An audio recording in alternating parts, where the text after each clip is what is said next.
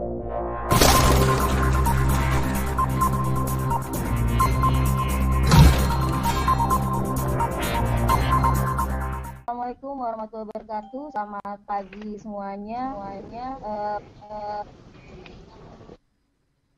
Anak-anakku semua, di sini ada ibu bapak guru juga.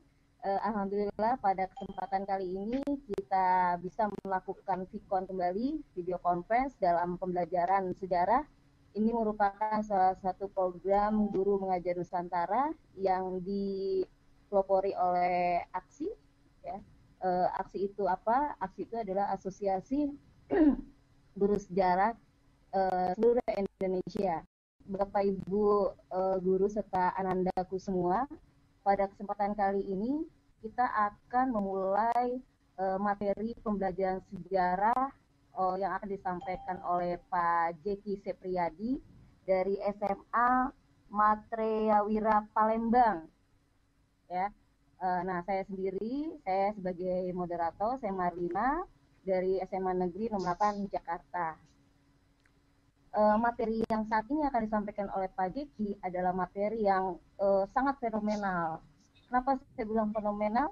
Nah, tentu kalian sudah tahu judulnya adalah politik etis.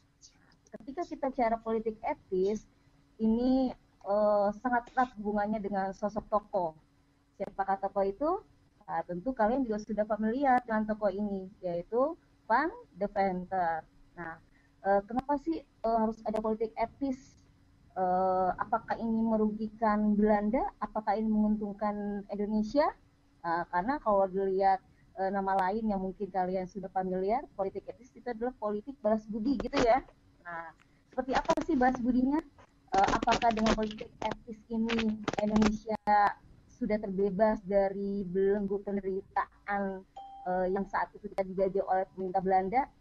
Kenapa harus Van de Venter yang orang Belanda sendiri yang dia melakukan politik balas budi? Berarti dia menentang pemerintahan Belanda sendiri dong. Nah, ini akan terjawab kalau kita nanti benar-benar menyimak pemaparan materi yang akan disampaikan oleh Pak Jeki dari SMA Matreyawira Palembang. Silakan Pak Jeki. Iya, ya. Assalamualaikum warahmatullahi wabarakatuh. Selamat pagi, salam sejahtera untuk kita semua. Terima kasih kepada Ibu Marlena sebagai moderator yang telah memberikan kesempatan untuk menyampaikan materi hari ini. Saya ucapkan terima kasih juga kepada pihak-pihak yang telah menyelenggarakan kegiatan ini yang dikomandoi oleh AKSI. Baiklah, pada kesempatan kali ini yang sangat berbahagia ini, mudah-mudahan Bapak, Ibu guru dan adik-adik sekalian, para siswa-siswi yang berbahagia, semoga dalam keadaan sehat walafiat. Baiklah, dalam kesempatan ini saya akan menyampaikan materi yang seperti yang Ibu Marlina tadi katakan, yang cukup fenomenal di sejarah nasional Indonesia. Kenapa materi ini sangat menentukan dalam halnya gerak sejarah ke depannya. Nah, pada waktu itu gerak sejarah setelah masa politik etis ini erat hubungannya kepada masa ketika akan merdeka. Kenapa? Semua tokoh-tokoh sebagian besar dilahirkan dari kebijakan-kebijakan yang dilakukan oleh pihak kerajaan Belanda pada saat itu. Oke, langsung saja. Judul kita pada hari ini adalah politik etis ya, politik etis. Nah, tapi sebelumnya saya akan membahas kenapa politik etis ini terjadi atau terlaksana di negara jajahan bawahan Belanda pada saat itu. Kenapa mereka ingin melakukan suatu politik yang ingin membalas, atau namanya itu balas budi ya, balas budi. Oke. Nah, sejarah Indonesia setelah pasca masa kerajaan Hindu-Buddha atau Islam itu masuklah bangsa-bangsa Eropa ke Nusantara. Nah, ada beberapa macam atau ada beberapa negara yang masuk ke Nusantara ini ya, belum ada Indonesia tapi disebut Nusantara, termasuk juga daerah Malaka ya sekeliling kita ini. Nah, Ada bangsa Portugis, Spanyol, Belanda, nanti VOC, terus Prancis, Inggris, dan nanti ada kerajaan Belanda.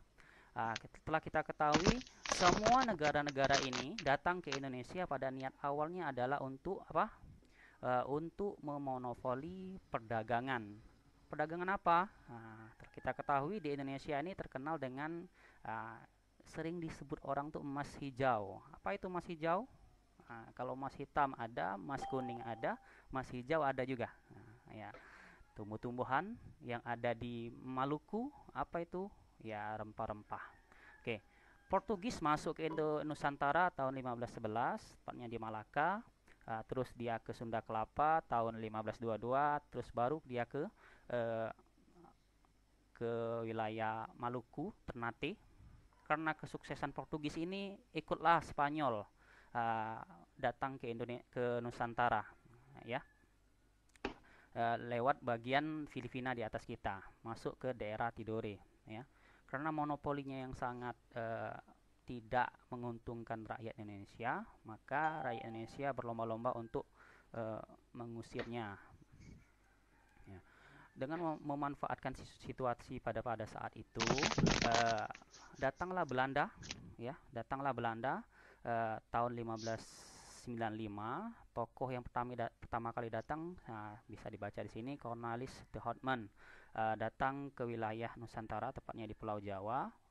Dia ya monopoli perdagangan pada saat itu, membeli rempah-rempah, pulang lagi ke Belanda karena tidak diterima atau kurang respect masyarakat di wilayah Banten itu. Kedua kalinya datang lagi tokoh Belanda Van Eyck, ya.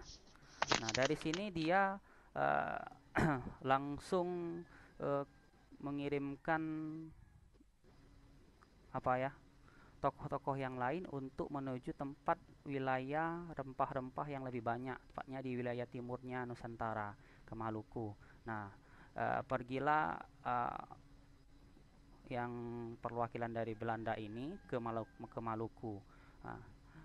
Di Maluku sana, Portugis sedang dilawan oleh rakyat-rakyat di Ternate atau Tidore di Pulau Maluku. Dengan memanfaatkan situasi itu, Belanda bekerja sama dengan rakyat-rakyat pribumi pada saat itu untuk mengusir Portugis.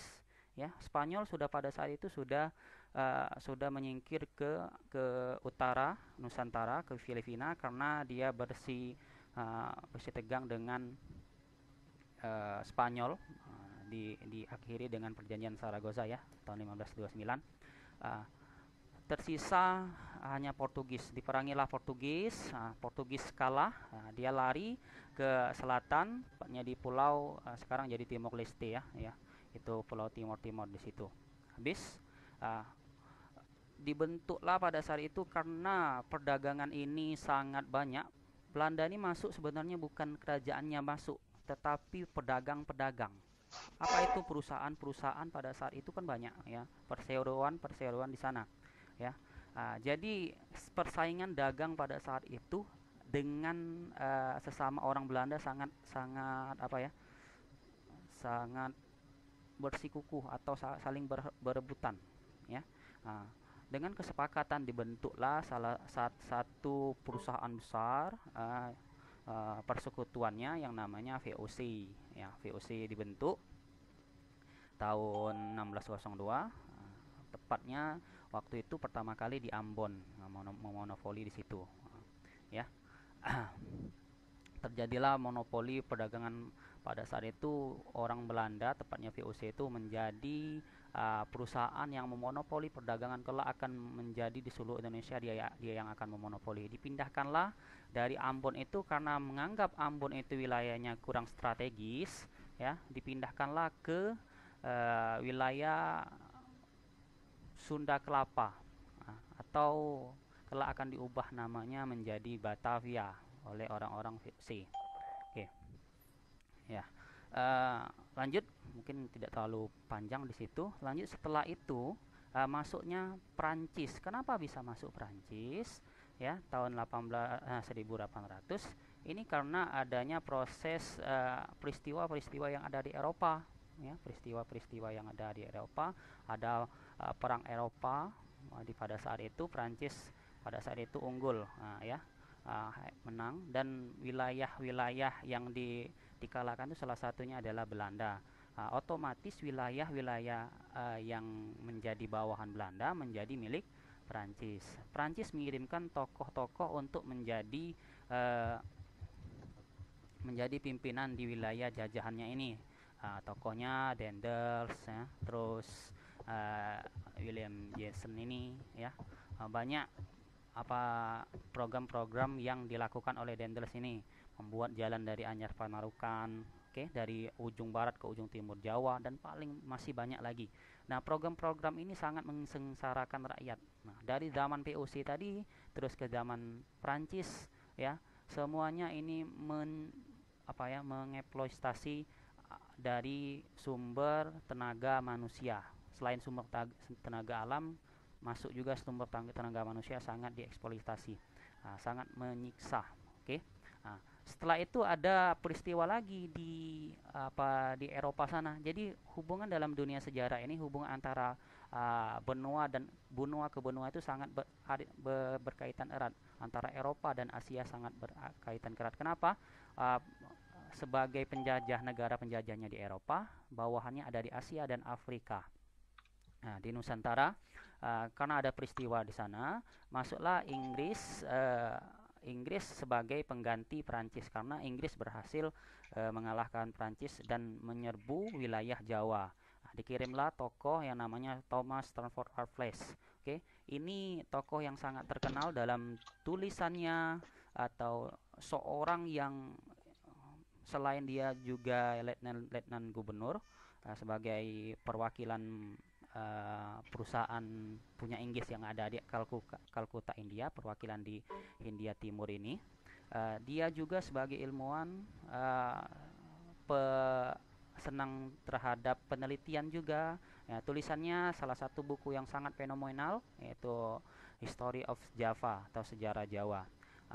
Dalam pemimpinan Inggris ini, dia sedikit beda dengan kepemimpinan dua negara sebelumnya. Dia ini negara yang liberal, jadi kebebasan dalam bermasyarakat. Dia menghapus sistem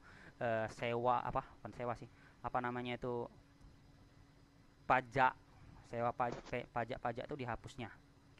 Singkat kata, ini semua negara, ada 5 negara ini sangat mensengsarakan rakyat sebenarnya. Puncaknya pada masa kepemimpinan era kerajaan Belanda.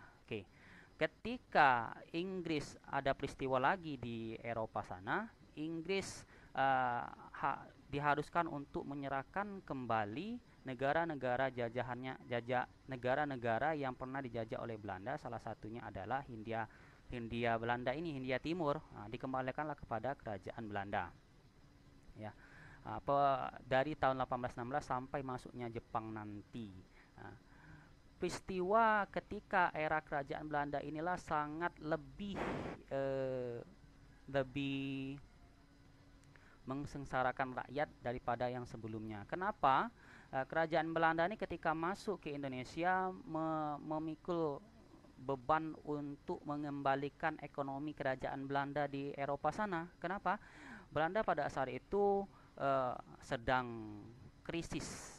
Untuk menanggulangi krisis ini, kenapa bisa krisis? Ada perang Eropa tadi, pendudukan Prancis, ya. Belanda itu pernah dijajah oleh Prancis, ya, pendudukan Prancis, dan juga membayar utang-utang VOC, ya. Telah kita ketahui kalau VOC ini, salah satu faktor keruntuhan VOC ini adalah salah satunya banyak utang, ya. Tokoh-tokohnya banyak yang korupsi. Ya, kalau negara banyak utang, banyak korupsi, inilah contohnya, ya. Kita belajar dari sejarah. Untuk menutupi menanggulangi krisis ini, ya, dikirimlah tokoh-tokoh sebagai gubernur jenderalnya, ya. Yang terkenal adalah Johannes van der Bos. Ketika pemimpinan Johannes van der Bos ini, dia memperlakukan ada 2 ini, ya. tanam paksa, dan juga pintu terbuka. Oke. Ya, tanam paksa dan juga pintu terbuka untuk menanggulangi, mengisi krisis yang ada di kerajaan Belanda akibat dari yang ini tadi, ya. Dan juga biaya perlawanan terhadap rakyat pribumi pada saat masa VOC, masa kerajaan Belanda sebelum tanam paksa ini dilakukan. Banyak pemberontakan yang dilakukan oleh kerajaan-kerajaan pribumi. Salah satunya ya adalah yang ada di Palembang Sultan Mahmud Badarudin II, yang ada di Sumatera Barat Tuanku Imam Bonjol, yang ada di Pulau Jawa Pangeran Diponegoro, ya. Itu sangat perang Jawa yang sangat menguras keuangan dari kerajaan Belanda pada saat itu, ya. Karena merasa krisis, dia harus mencari lahan-lahan baru untuk mengisi kas negara, ya. Diberlakukanlah pertama adanya sistem tanam paksa. Apa itu sistem tanam paksa? Sistem tanam paksa ini sebenarnya sudah dilakukan pada masa VOC, ya. Sebenarnya sudah dilakukan, tapi itu baru skala kecil, ya. Menanam tanaman yang laku di pasaran dunia. Oke, menanam tanaman yang laku di pasaran dunia. Nah, seperti apa yang tadi? Ya, tanaman-tanaman lada, cengkeh, ya, yang pada saat itu melebihi harga dari emas. Oke. Nah, pada saat itu ditanam, padahal masyarakat pada saat itu yang lebih mereka kenal adalah menanam tanaman yang untuk konsumsi mereka pada saat itu, seperti padi. Karena tanaman yang dipaksa adalah tanaman-tanaman ekspor ini, maka rakyat itu banyak terjadi kelaparan karena fokusnya tidak lagi untuk mengisi perut mereka, tapi untuk mengisi perut ya para penjajah ini, ya. Hal inilah yang menimbulkan kritik-kritik dari tokoh-tokoh humanis, tokoh-tokoh yang prihatin terhadap apa yang terjadi di negara jajahan, ya. Salah satunya adalah Edward Weisdecker, ya. Edward Weisdecker, mungkin adik-adik atau bapak ibu guru sudah kenal Edward Weisdecker. Kalau dalam nama penanya Multatuli, dia terkenal dengan tulisannya Max Havelaar, satu novel yang menceritakan tentang kesengsaraan rakyat di Banten ketika itu karena sistem tanam paksa ini. Oke. Karena ada kritik-kritik dari kaum orang politikus, kaum humanis ini, maka dihapuskanlah sistem tanam paksa ini dengan dikeluarkannya Undang-Undang Agraria tahun 1870, ya. Nanti dari undang-undang inilah, Undang-Undang Agraria dan Undang-Undang Gula, dihapuskanlah sistem tanam paksa. Masuklah dalam sistem baru, yaitu namanya sistem pintu terbuka. Apa itu sistem pintu terbuka? Sebenarnya antara yang satu dan yang dua ini perbedaannya sangat sedikit, persamaannya sangat banyak. Apa persamaannya? Ya, sama-sama mensengsarakan rakyat. Kalau perbedaannya ya namanya, ya, atau pelaksanaannya, ya. Kalau pintu terbuka, kalau di sini tadi yang memiliki lahan itu masih orang-orang pribumi, tapi dipaksa untuk menanam tanaman ekspor. Di sini kerajaan Belanda itu membuka pintu Nusantara ini terbuka lebar untuk para pengusaha swasta pada saat itu untuk menanamkan modal, untuk membuat perusahaannya, membuat perkebunan supaya membuka pundi-pundi uang yang baru, ya. Apa yang membuat rakyat itu sengsara? Di sini, ketika tanah mereka dibeli oleh tokoh-tokoh yang ada di Belanda atau perusahaan Belanda tadi, ya, dia kan tidak ada lagi tanah, maka dia bekerja untuk perusahaan tadi, ya. Ada eksploitasi manusia, ada eksploitasi agraria nanti, ya.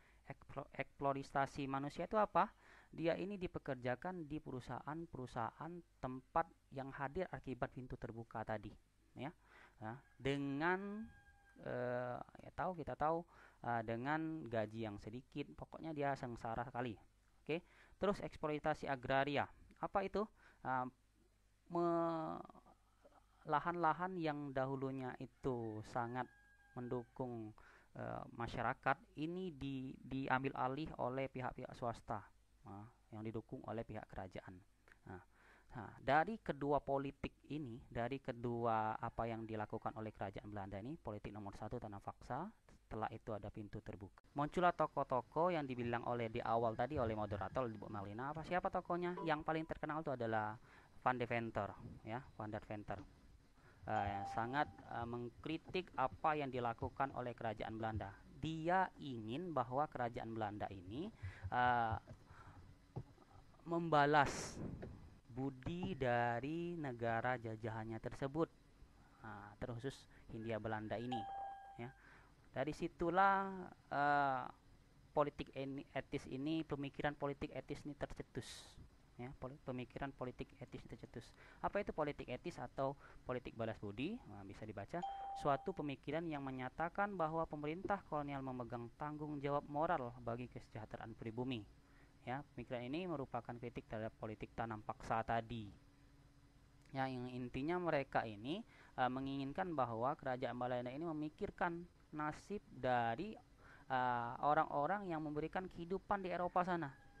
Yang menghidupi dari orang-orang Belanda di Eropa tadi di sana itu adalah hasil dari tanah yang ada di Asia ini, yaitu di Nusantara. Tokoh-tokohnya tidak hanya Van de Venter, ya, tidak hanya Van de Venter, tapi ada politikus ya, Van de Venter, Edward Dekker ini tadi seorang penulis novel tadi, ya. Terus ada wartawan, pada saat itu melakukan keliling Pulau Jawa untuk menuliskan apa yang dilakukan oleh kerajaan Belanda itu. Nah, apa yang dilakukan oleh perusahaan-perusahaan tersebut, menyiksa, membuat rakyat itu sangat sengsara. Ada Van de Venter tentunya. Terus ini seorang menteri yang nanti akan menjalankan tugas yang diberi mandat oleh Ratu Belanda nanti, ya. Keempat tokoh-tokoh ini kan sebagian tokoh saja, ya. Tentu banyak tokoh yang lain yang mengkritisi apa yang dilakukan oleh kerajaan Belanda pada saat itu. Dari kritik-kritik tokoh-tokoh inilah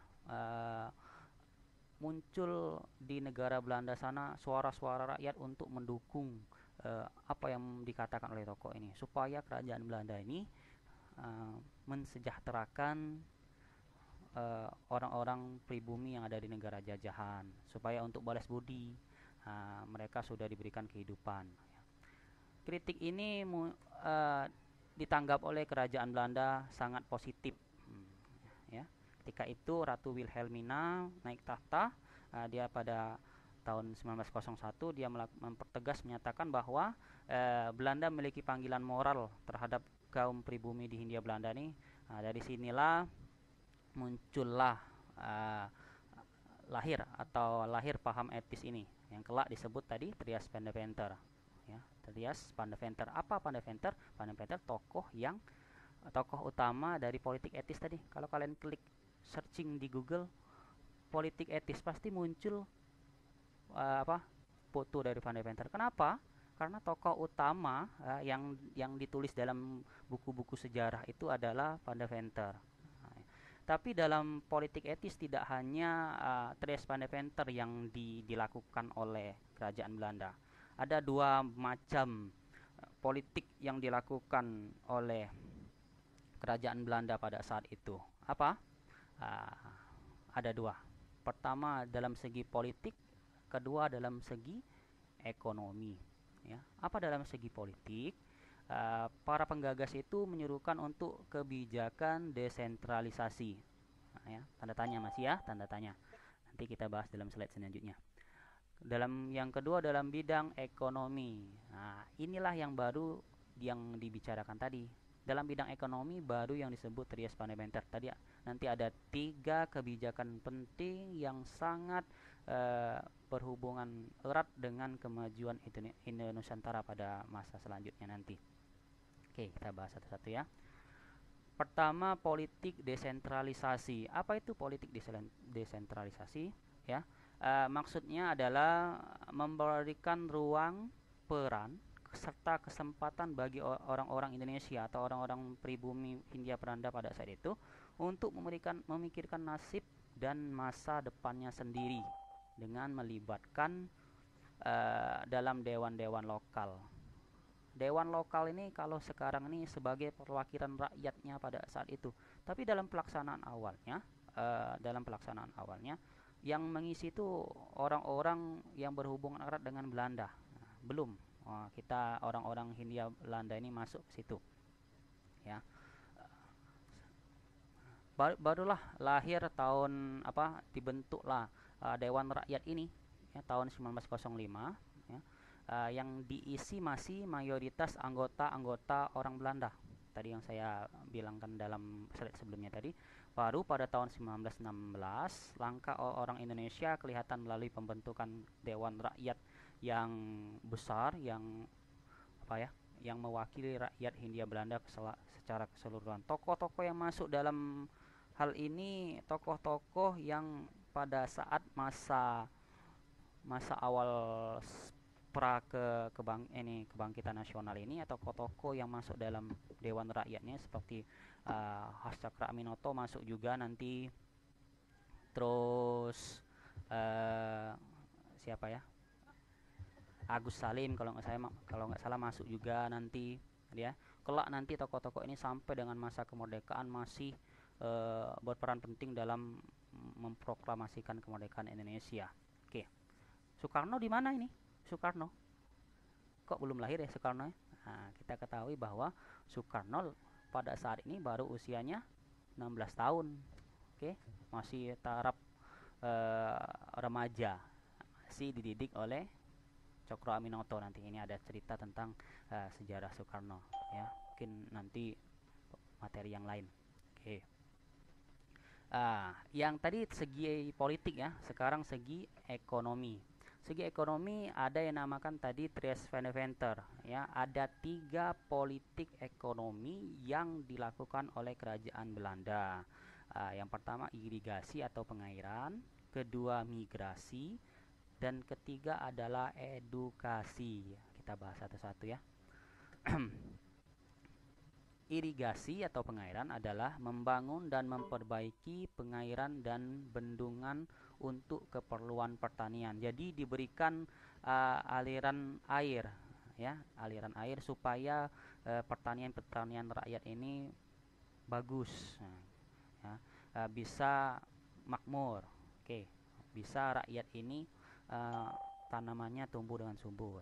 Yang kedua, migrasi, mendorong transmigrasi sehingga terjadinya keseimbangan jumlah penduduk, ya, memindahkan penduduk dari yang padat, tentu pada saat itu dari Pulau Jawa, dipindahkan ke tempat yang masih jarang penduduk seperti di Pulau Sumatera, ya, ke Pulau Sumatera, dan juga ada ke luar negeri. Nah, kita ketahui ada saudara kita di Suriname sana.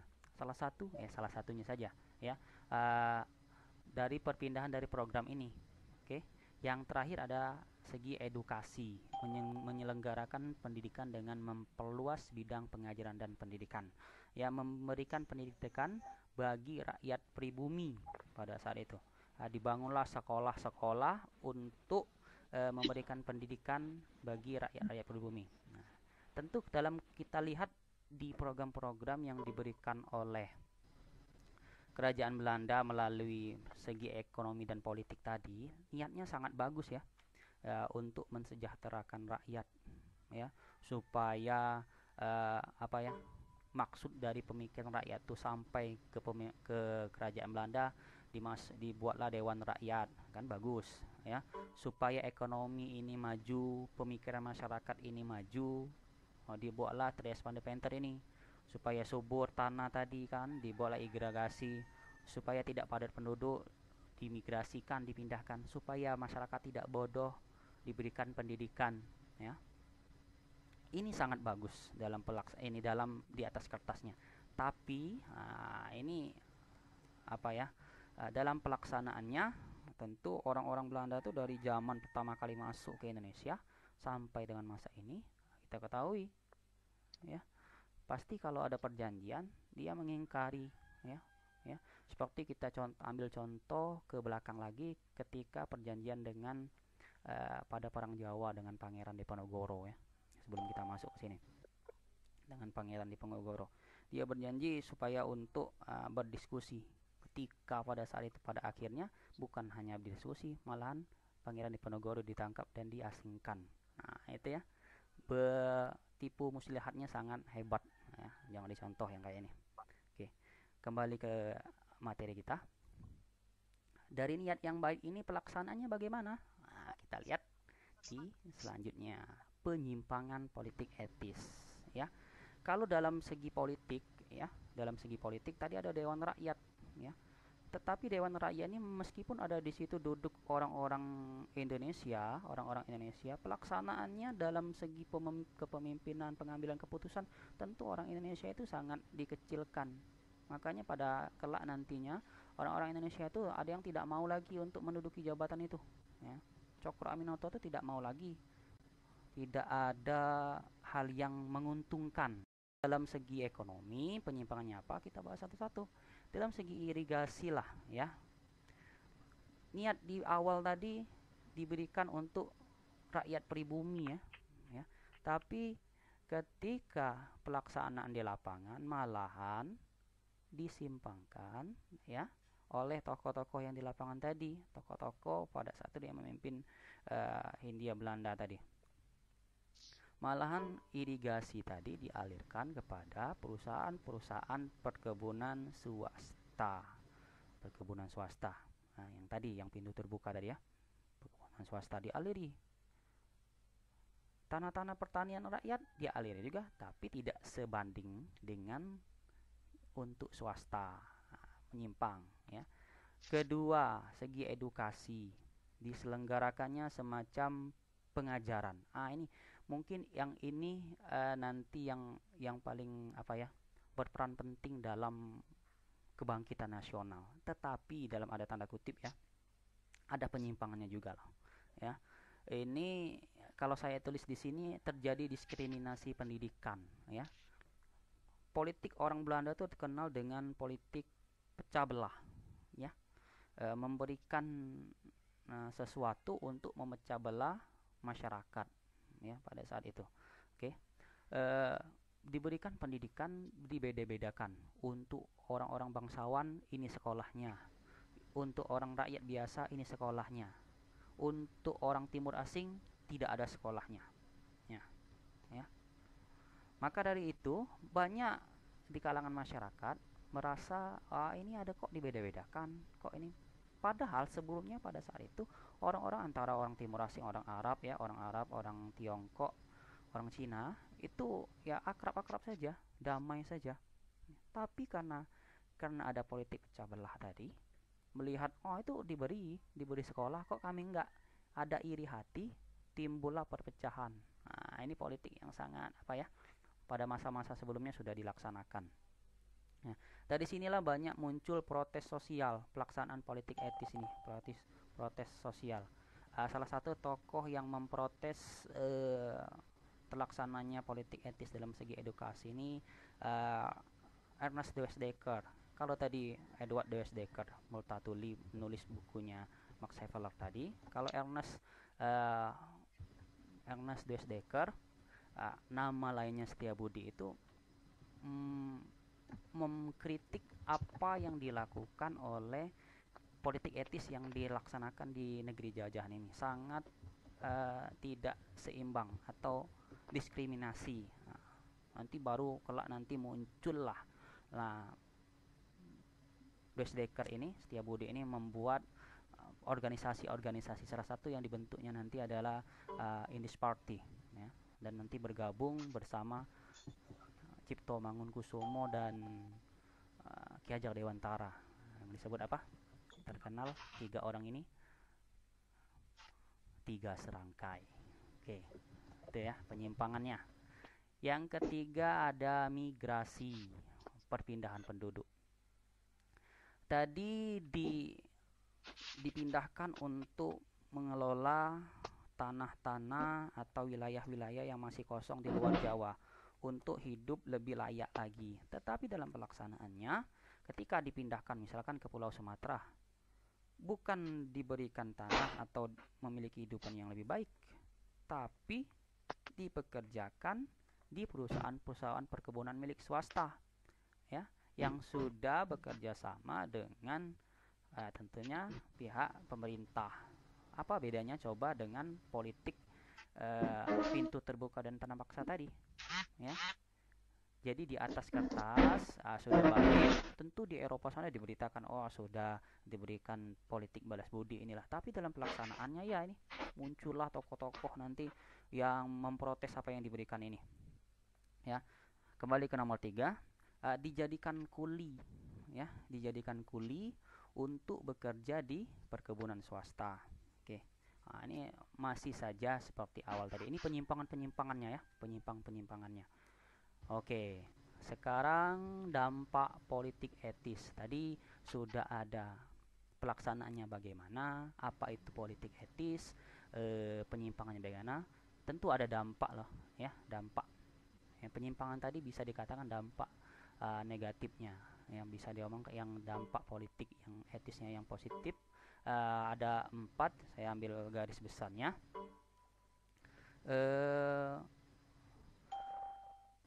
Pertama ada infrastruktur transportasi.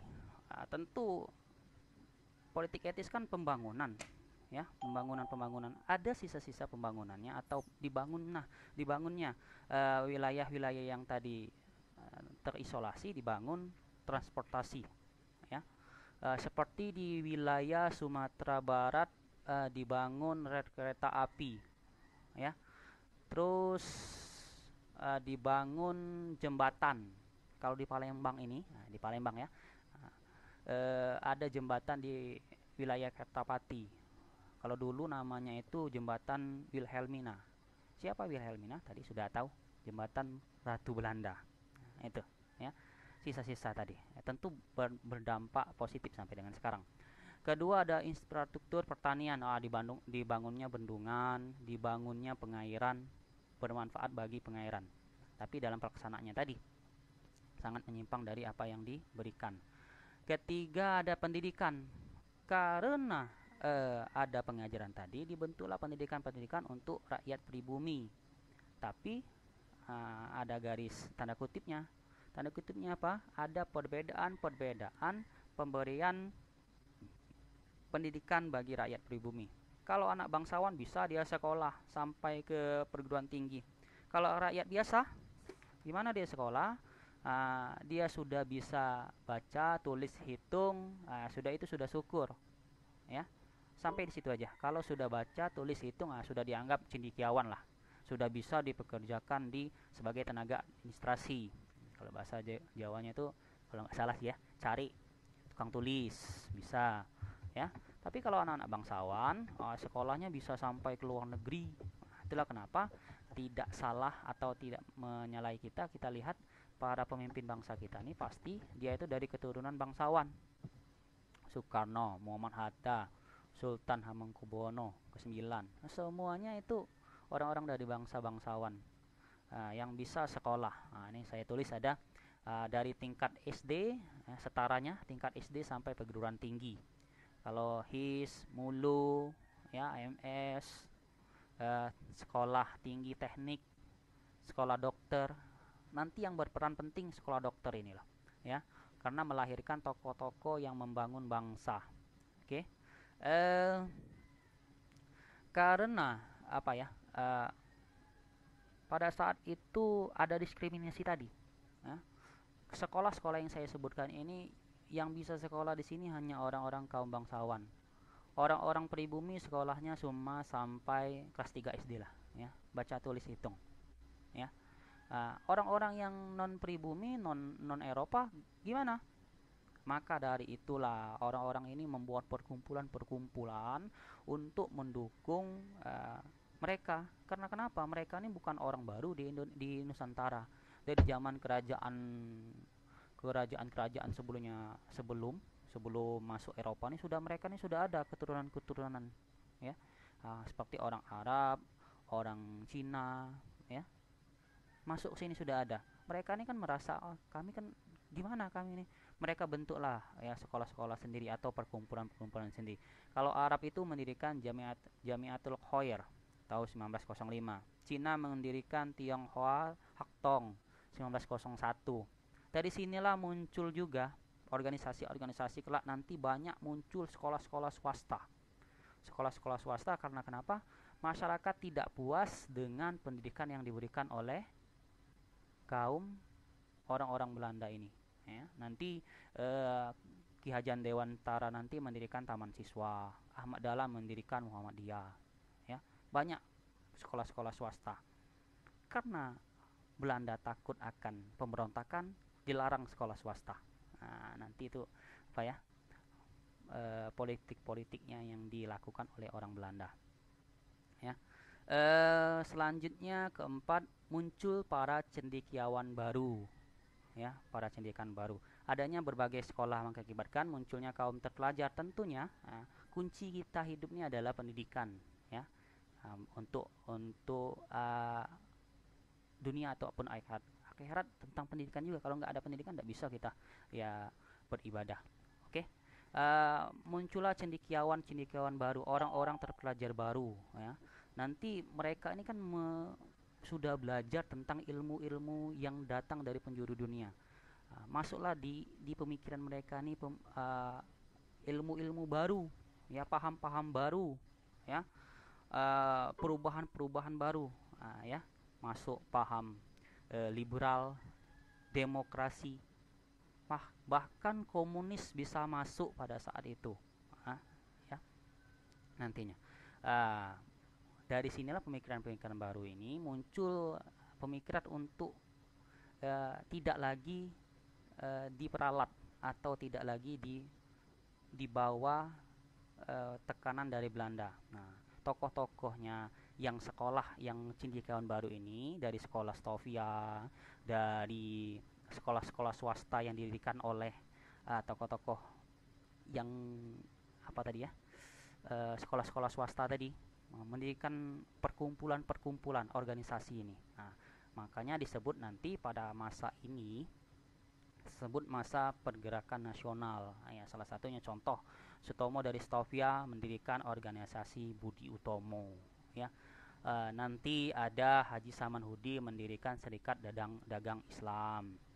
Terus nanti setelah Serikat Dagang Islam tahun 1905 tahun 1912 berubah namanya Serikat Islam. Tokoh utamanya berubah menjadi Hoscorko Aminoto. Terus seperti itu, ya, terus seperti itu. Muncullah tokoh-tokoh baru. Oke, akhir, sudah sampai akhir kita. Terlepas dari penyimpangan tadi, tentunya politik etis sangat berperan mengembangkan serta memperluas pendidikan. Garis besarnya bisa kita garis besarnya adalah pendidikan dan pengajaran. Karena kenapa? Dari pendidikan inilah muncul tokoh-tokoh yang menggerakkan pemikiran-pemikiran yang dikatakan oleh orang Eropa itu radikal. Tapi kalau untuk orang pribumi itu adalah perjuangan untuk mencapai kebebasan, ya. Muncullah nanti cita-cita untuk merdeka. Oke, nah di situ. Tadi di awal saya bicarakan ada hubungannya dari awal masuknya orang Eropa sampai dengan kemerdekaan, ya. Kalau saya kutip dari boleh adik-adik kalau mau baca novel yang sangat fenomenal sekarang ini lagi naik daun, Sang Pangeran Diponegoro ini berperan penting kalau dalam kutipan itu menimbulkan politik etis. Kenapa? Tadi sudah saya bicarakan karena perang Pangeran Diponegoro, perang Jawa ini menimbulkan krisis ekonomi, ya, salah satunya. Setelah sedikit krisis ekonomi, bangsa Belanda melakukan tanam paksa dan pintu terbuka. Karena sengsara dilakukan politik etis. Karena politik etis munculnya pergerakan nasional. Karena pergerakan nasional munculnya tokoh-tokoh ini, ya, dan bisa melahirkan kemerdekaan Republik Indonesia. Oke, thank you. Mungkin sampai di sini pemaparan, boleh kita diskusi, ada waktu sekitar 10 menit lagi. Saya kembalikan kepada Ibu moderator, kepada Ibu Malena. Terima kasih. Ya, oke. Terima kasih Pak Jeki. Wah, ini sangat menginspirasi sekali nih dengan melihat dampaknya. Ya, silakan Anandaku semua untuk sesi pertanyaan. Ibu bagi 2 sesi. Sesi yang yang pertama dari melalui chat. Nah, ternyata dari chat nggak ada nih. Nggak ada ya? Ya, mungkin silakan tinggal diaktifkan mikrofonnya. Oh, ini ada pertanyaan Pak Jeki dari Surya Wijaya Putra. Iya. Apa keuntungan yang didapat Belanda dari politik etis? Oke. Silakan Pak Jeki. Pertanyaan yang bagus ya, Surya. Terima kasih atas pertanyaannya. Apa sih keuntungannya dari Belanda diberlakukannya politik etis? Belanda ini sebenarnya tadi saya sudah bilang memiliki niat terselubung dalam balas budi tadi. Ya, penyimpangan ini dampak negatif untuk orang Indonesia, untuk orang Nusantara, tapi dampak positif bagi orang-orang Belanda. Contoh sistem irigasi, ya, menguntungkan pihak swasta. Ketika pihak swasta itu dapat keuntungan besar, maka pajaknya kepada Belanda juga besar.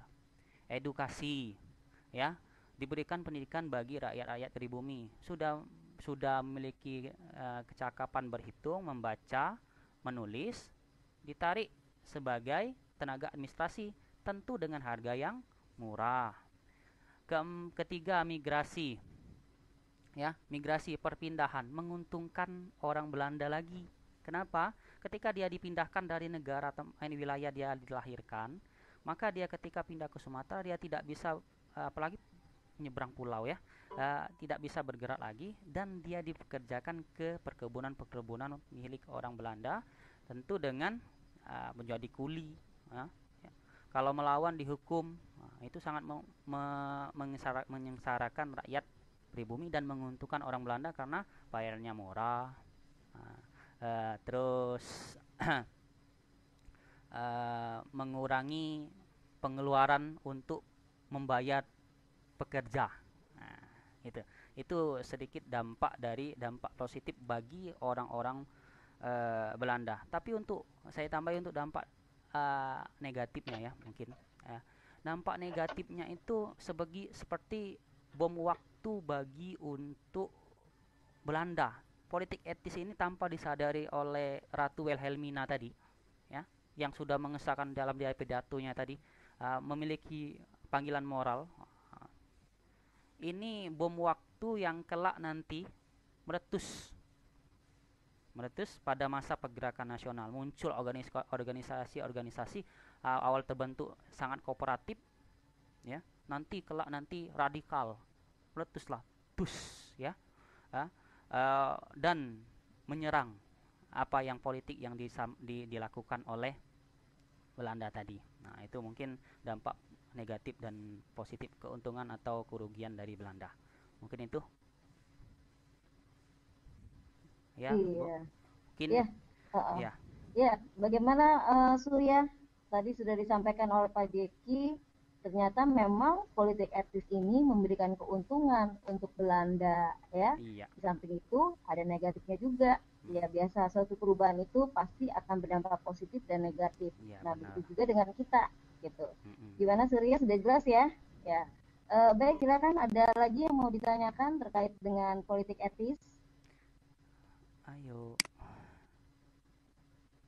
Ya, ini tiga ini ya, Pak Jeki ya, dari edukasi, irigasi, migrasi. Kalau kita hubungkan dengan nanti nih Pak Jeki ya, pendidikan nasional nih Pak Jeki. Iya. Nah, kira-kira Pak Jeki, ada kontribusinya gak tuh Pak Jeki? Kalau kita kilas balik dengan Hari Pendidikan Nasional ini dengan politik etis dulu, gimana Pak Jeki? Oh iya ya. Terima kasih diingatkan kita Hardiknas ya. Ya. Iya Pak Jeki.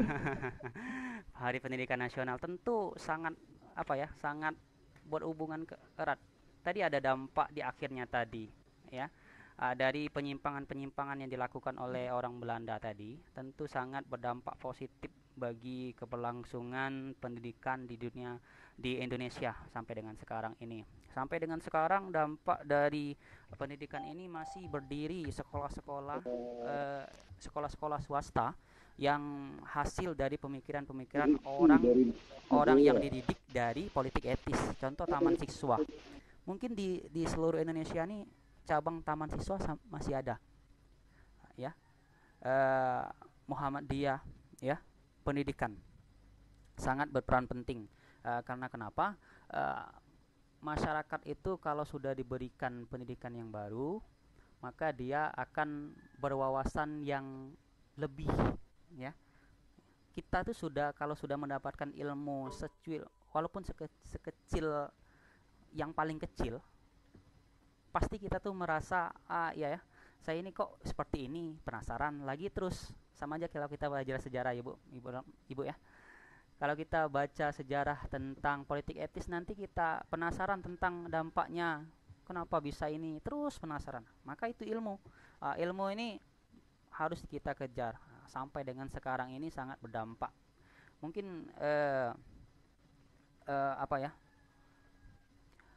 saya tambah sedikit, dampak ini sampai sekarang bisa terasa ketika orang-orang pada saat politik etis ini dilaksanakan, tentunya terkhusus di dunia pendidikan. uh, Program literasi itu sangat bermunculan, ya, literasi. Orang-orang nulis, kalau sebelum politik etis kan zaman-zaman kerajaan Islam masih menulis pakai aksara aksara Jawi, ya, Islam khususnya, aksara Arab, ya. Setelah masuknya pendidikan Eropa, gaya Eropa, masuklah aksara Latin, tulisan Latin. Di ahli aksarakanlah, ahli bahasakanlah buku-buku pemahaman dari Eropa. Dari sinilah muncul paham-paham baru. Tadi sudah saya katakan tentang liberal, misalkan tentang komunis, ya. Tentu komunis masuk akibat dari hubungan organisasi karena lahir pasca. Ada yang mau lagi langsung nih, Pak? Oh ya, boleh. Boleh, Bu. Terima kasih atas silakan, Bu. kesempatan. Ya. Assalamualaikum warahmatullahi wabarakatuh. Waalaikumsalam. Waalaikumsalam. Yang ingin saya indikan ya Pak, tentang politik etis, dikatakan salah satunya adalah sistem pengairan. Nah, yang saya tanyakan sistem pengairan seperti apa? Karena kalau kita lihat di sejarah sebelumnya, contohnya kerajaan Tarumanegara, dia membuat suatu kali bukan hanya sekedar untuk mengalirkan air atau supaya enggak banjir di Bogor, tapi sekaligus juga untuk pengairan bagi masyarakat Tarumanegara. Sudah ada sistem pengairan.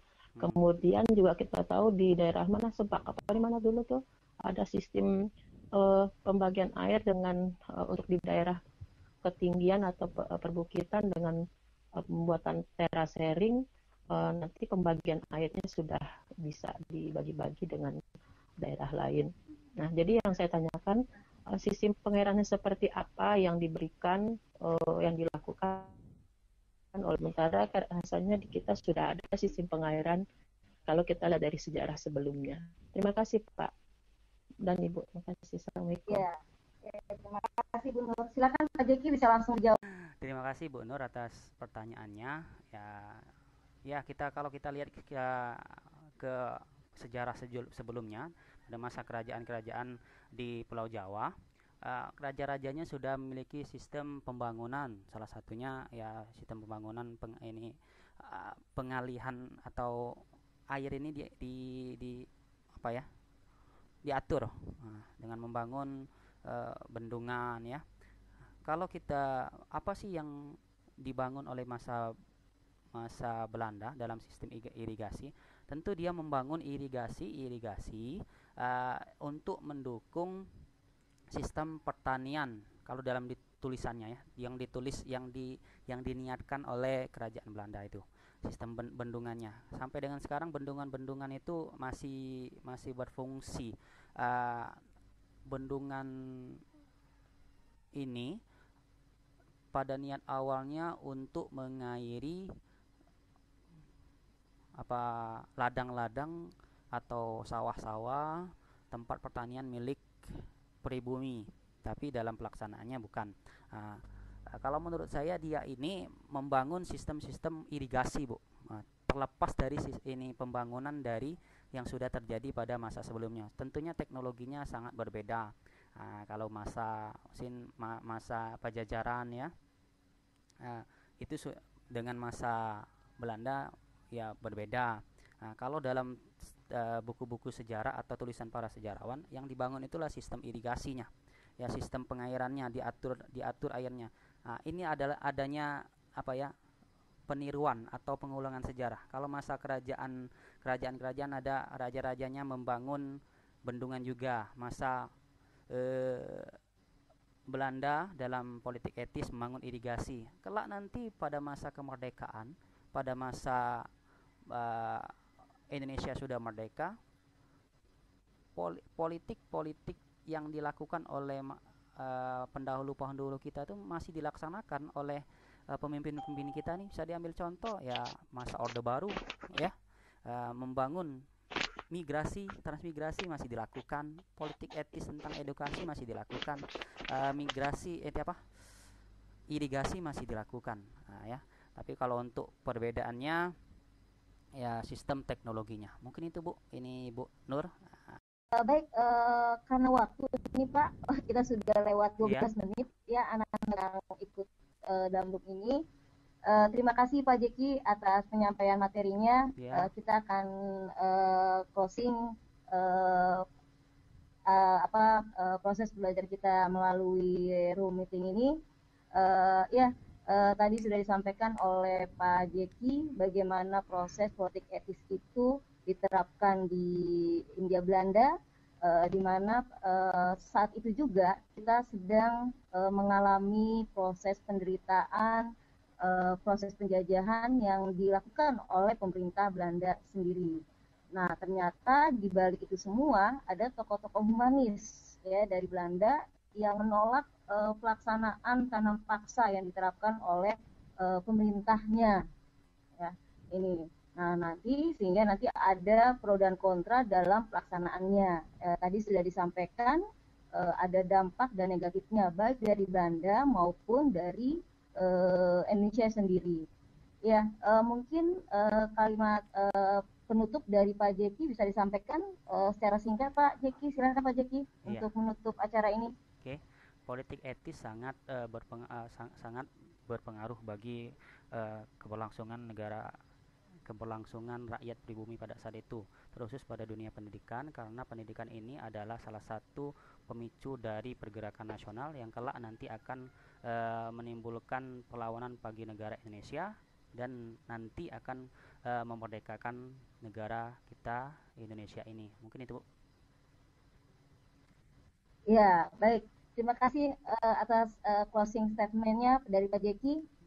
Jadi memang inilah Indonesia, walaupun kita terjajah, tapi kita bisa mengambil kesempatan dalam kesempitan, ya. Ini hasil endingnya adalah kemerdekaan yang saat ini kita raih. Nah, seperti nanti tanggal 2 Mei Hari Pendidikan Nasional, jangan lupa anak-anakku semua, kita harus ingat bagaimana perjuangan para tokoh pendidikan kita yang dipionir oleh Ki Hajar Dewantara sehingga tetap eksis sampai saat ini. Baik, terima kasih kepada anak-anakku semua, Bapak Ibu guru yang telah hadir dalam room ini, dan sangat apresiasi sekali pada Pak Jeki selaku presenter pada kesempatan kali ini, sangat menginspirasi sekali Pak Jeki.